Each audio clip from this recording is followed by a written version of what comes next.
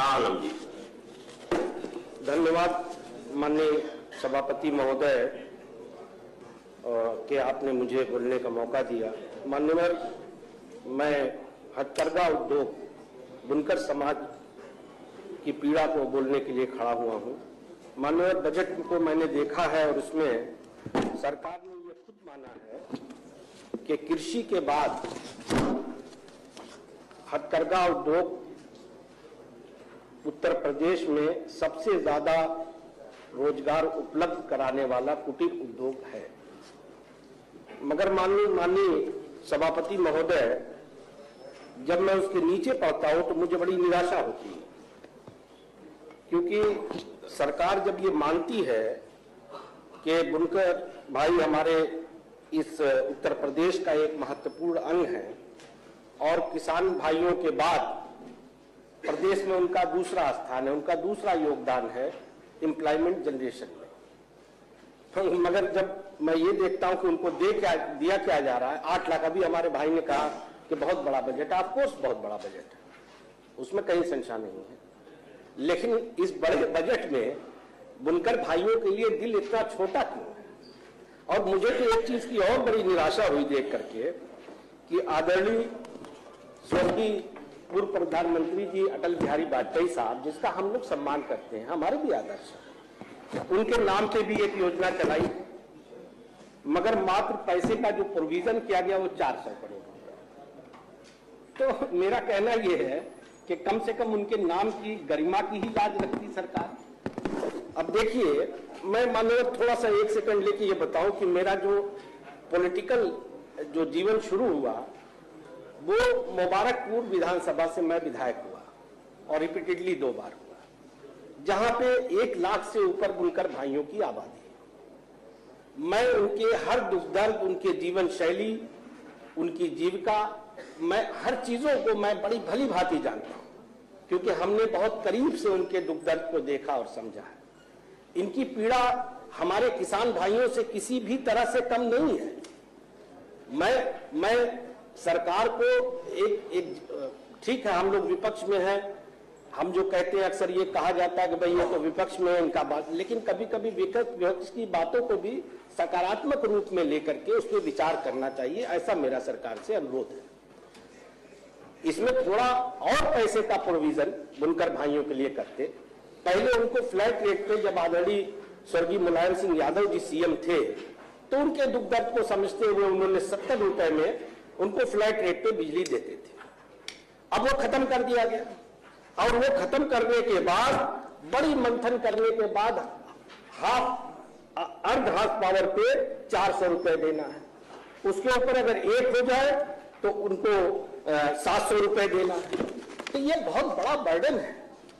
अगर वाकई में आप उनकी चिंता करते हैं, अगर मानते हैं कि ये कमजोर तबका है और इसका बहुत बड़ा योगदान है हमारे प्रदेश में, तो कुछ और दिल बड़ा करके उनको आप दीजिए।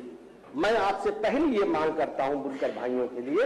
कि आप उनकी सब्सिडी अगर पुराना नहीं कायम कर सकते तो आप ज्यादा से ज्यादा 200 कर दीजिए। माननीय, उसी क्रम में मैं आपके माध्यम से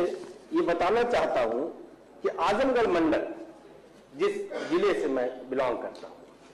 ये बहुत बड़ा बुनकरों का बेल्ट है, क्योंकि उसके उसी मंडल में मऊ भी आता है, गाजीपुर भी आता है, बगल में हमारे देखिए मंत्री जी भी सहमत है मेरी बात से, दारा भाई हाथ सर हिला रहे हैं। अच्छा, गाजीपुर नहीं है वो, अंबेडकर नगर, हालांकि वो दूसरे उसमें आ जाता है, लेकिन पास से सटा हुआ है। तो मैं इसलिए ये बात कह रहा हूं मान्यवर कि मैं अभी इसमें प्रोविजन भी है, आदरणीय प्रधानमंत्री जी के नाम से कोई स्कीम चल रही है जिसमें टेक्सटाइल पार्क बनाने का प्रोविजन में 300 करोड़ रुपए प्रोविजन भी किया गया। मैं आपसे मांग करता हूं, आपके माध्यम से सरकार से रिक्वेस्ट करता हूं कि ये पार्क आजमगढ़ मंडल में बना दिया जाए। और साथ ही साथ जो बनारस में एक केंद्र बनाया है सरकार ने, जहां पे धागे, उसका सेंटर है कि सब्सिडी में बुनकर भाइयों को सब्सिडी में धागे मिलते हैं। बनारस की दूरी बहुत पड़ती है, आजमगढ़ से काफी दूर पड़ जाता है, और ये गरीब बुनकर भाई उसका फायदा नहीं उठा पाते। मुबारकपुर में मैंने अक्सर बात किया, हमने कहा वहां से आप लोग कहे हम लोग नहीं जा पाते, बहुत हम लोगों को परेशानी होती है, इसलिए बनारस में जो सेंटर है उसका एक सेंटर आजमगढ़ में भी मानवर खुलवा दिया जाए। मानो मुझे याद है 2012 की बात होगी और इन्हीं सब समस्याओं को लेकर उस वक्त सपा की सरकार थी, मैं आज उनका मेंबर हूं, उस वक्त मैं बीएसपी में था,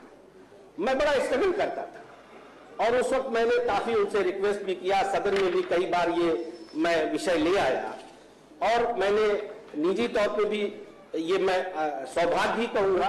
कि उस वक्त जो ट्रांसपोर्ट मिनिस्टर थे आदरणीय दुर्गा प्रसाद यादव जी, चूंकि हम उनके वोटर की विधानसभा हमारी पड़ती थी, तो हमने कहा भाई ये काम हो जाए, एक वहां पे बस डिपो बनाए और कई करोड़ रुपए लगा के गजहरा में एक बस डिपो बना, लेकिन बड़ा अनफॉर्चुनेट है मान्यवर कि बनने को तो बन गया, पैसा भी लग गया,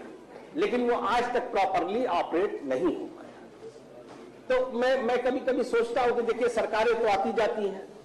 आज आप हैं, हो सकता है कल कोई और हो, पहले वो थे आज आप हैं, लेकिन हम सरकार जो भी सरकार में है उसकी ये जिम्मेदारी है कि पब्लिक मनी को वेस्ट ना होने दिया जाए, क्योंकि सरकार जो पैसा लगाती है अल्टीमेटली ये तो हमारे प्रदेश की जनता का ही पैसा है। अब वो पैसा लगने के बाद अगर ठीक से ऑपरेट नहीं हो पा रहा है तो ये बड़ा दुर्भाग्य है। इसलिए मैं बहुत विनम्रता से सरकार से ये अनुरोध करता हूं कि उसको ठीक से इफेक्टिवली मजबूती के साथ ऑपरेट कराया जाए और वाराणसी से लेकर गोरखपुर में, वाराणसी से गोरखपुर वाया मुबारकपुर जो रूट से जाती थी उन बसों को चालू करा दिया जाए, ये लाखों की आबादी को बहुत फायदा होगा। मैं आपसे ये अनुरोध करता हूं मान्यवर, जब आदरणीय अखिलेश यादव जी थे तो वहां पे एक बुनकर विपणन केंद्र भी बना था।